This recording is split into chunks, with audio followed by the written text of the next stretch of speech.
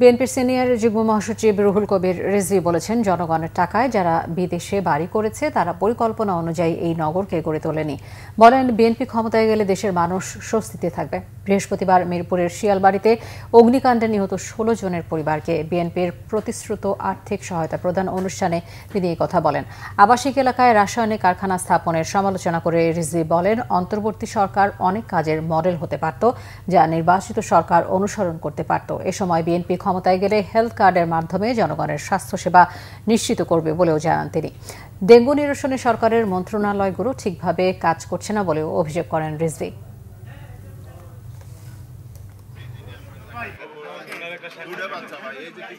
কিছু কিছু কাজের একটা নির্দেশনা বা এক ধরনের উদ্যোগ যদি তারা রেখে যেতেন, তাহলে এটা পরবর্তীতে যারাই ক্ষমতায় আসুক, জনগণের শুভেচ্ছা নিয়ে বা জনগণের ইচ্ছায় ম্যান্ডেট দিয়ে যারা আসতেন, তাদের কাছে ওই মডেল অনুযায়ী কাজ করার সুবিধা।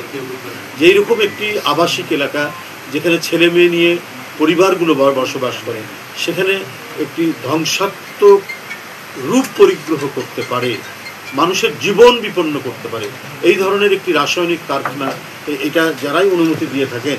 কিন্তু বর্তমান সরকার তো এগুলো এসে একটা আইনীকরণ করতে পারতেন যে আমরা আবাসিক এলাকায়, জনবসতি এলাকার মধ্যে কেন হবে।